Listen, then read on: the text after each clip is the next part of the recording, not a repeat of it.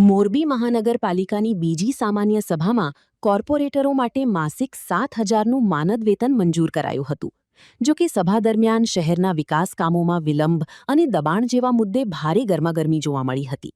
ખાસ કરીને નંદીઘરમાં નંદીઓના મોત મુદ્દે મેયરે એજન્સીને બરખાસ્ત કરવાની જાહેરાત કરી હતી. અધિકારીઓ ફોન ન ઉપાડતા હોવાની ફરિયાદો બાદ મેયરે કડક સૂચના આપી છે. મેયર અને કોર્પોરેટરોએ આ મામલે મીડિયા સામે મહત્વની વિગતો આપી હતી. આજે પંચાસર રોડ ઉપર જે કોર્પોરેશનનું નંદીઘર આવેલું છે ત્યાં 800 થી 900 નંદીનું ત્યાં છે. ત્યાં પૂરતી વ્યવસ્થા છે નહીં. એક શેડની અંદર 800 થી 900 નંદીનો ત્યાં રાખવામાં આવે છે. નીચે તરિયામાં જોઈ તો કાળી માટી છે, કાળી માટી ન ચાલે. અને પાણીના અવેડા 3 જ અવેડા છે, 3 અવેડાથી થાય નહીં. અને 3 અવેડા છે એ કાયમી એની સફાઈ થતી નથી. એના હિસાબે પણ પાણી બહુ ખરાબ હોય છે. ત્યાં સ્ટાફની પૂરી જે જગ્યા હોવી જોઈએ, જગ્યા જેટલા સ્ટાફ હોવો જોઈએ એટલો સ્ટાફ છે નહીં. સ્ટાફની ભરતી કરે અને એની બાજુમાં જ નંદીઘરની બાજુમાં જ કોર્પોરેશને જે ગેરેજ બનાવેલું છે, ગેરેજને જરૂર નથી. ગેરેજ માટે શેડ બનાવ્યો, ત્યાં પાકો ધાબો કર્યો છે, ત્યાં જરૂર નહોતી. વાહન પલરે તો એ કાંઈ માંદા નથી પડવાના. જે આપણી નંદી છે એ અબોલ જીવ છે, અબોલ જીવ કોઈને કહી નહીં શકે એની વેદના. તો ખરેખર જરૂર હતી નંદીઘરની અંદર પાકું ધાબું કરવાની અને શેડ વધારવાની માંગ હું કરું છું.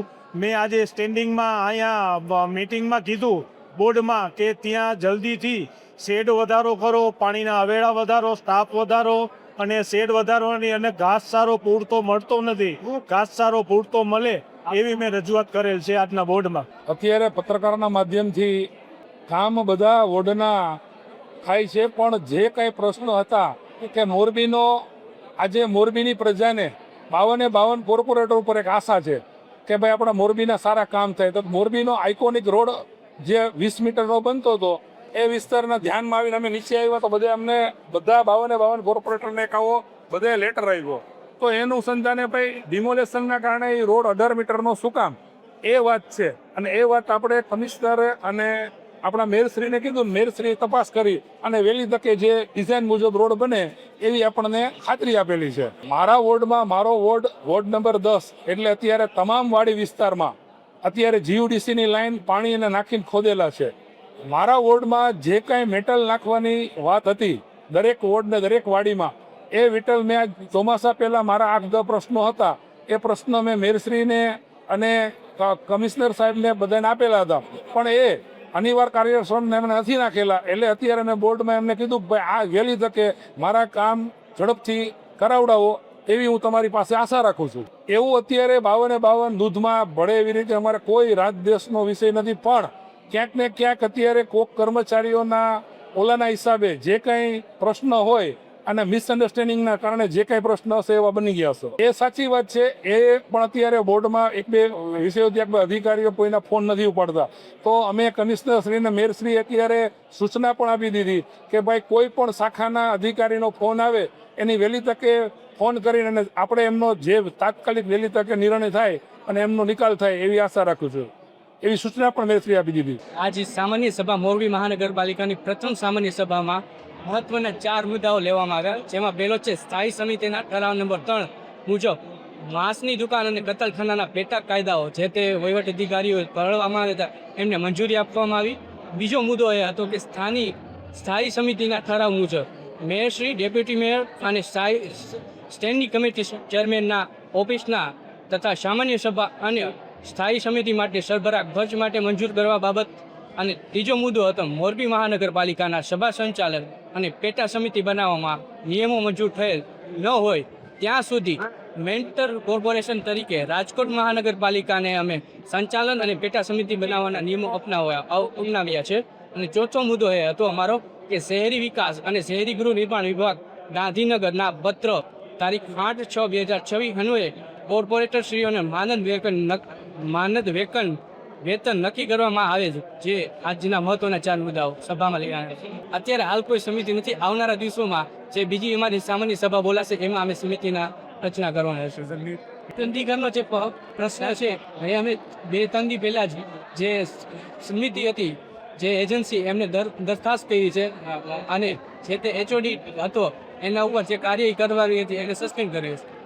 એ પણ જે પ્રશ્ન હતો એ હાલની સભામાં અમે તમામ એચઓડીઓને કહેવામાં આવ્યું છે કે તમામ ભાવને કોર્પોરેટરના ફોન ઉપાડવાનો યોગ્ય જવાબ આપો. અત્યારે અમારી પાસે કોઈ મહાનગરપાલિકા પાસે સામાન્ય મેન્ટર જે સમિતિ નથી, મતલબ કે કોર્પોરેશન સભા સંચાલક નથી નિયમો પેટા સમિતિ નહીં કરે.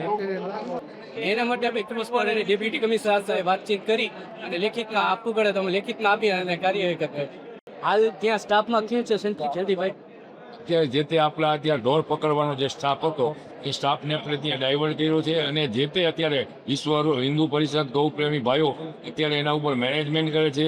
એ છેલ્લા 3 દિવસથી જ્યારે આપણે એજન્સીને જે બરખાસ્ત કરી છે એ અમારા એચઓડીને જે સસ્પેન્ડ કર્યા પછી એ લોકો સતત મોનિટરિંગ કરે છે. એને પર દિવસે એક ટ્રક ઘાસ, લીલું ઘાસ આવે છે અને પાણીની વ્યવસ્થા માટે એક ટેન્કરની સતત એ લોકો સેવા લે છે. સોમવારે જે કમિશનરશ્રી આવશે એટલે નવી એજન્સીઓ માટે આમાં કોન્ટ્રાક્ટની અરજી કરાવશું અને જે તે સ્ટાફની નિમણૂક થઈ છે અને એની વ્યવસ્થા શું છે એ આવનારા અઠવાડિયામાં કરીશું. એમાં તો જે તે વખતે આપણા જૂના કમિશનર સાહેબ દર વીક 1 સેશનનું દબાણ માટેનું એમનું જે આયોજન હતું એ અમારા નવા કમિશનર આવ્યા છે. અને ગયા વીકે જ એમને ધ્યાને મૂકી દીધું છે કે વીકમાં એક દર વાર નક્કી કરો અને ડિમોલેશન માટે જે દબાણ નડતા દબાણો માટે તાત્કાલિક યોગ્ય પગલાં ભરવા એવી અમે સૂચન કરેલું છે. એનો અમલ હવે કરાવું. એમાં એવી યોગ્ય તપાસ કરીને એના માટે પણ યોગ્ય કાર્યવાહી કરવા માટેના અમે અમારા અધિકારીશ્રીઓ દ્વારા સૂચન કરાવ્યું.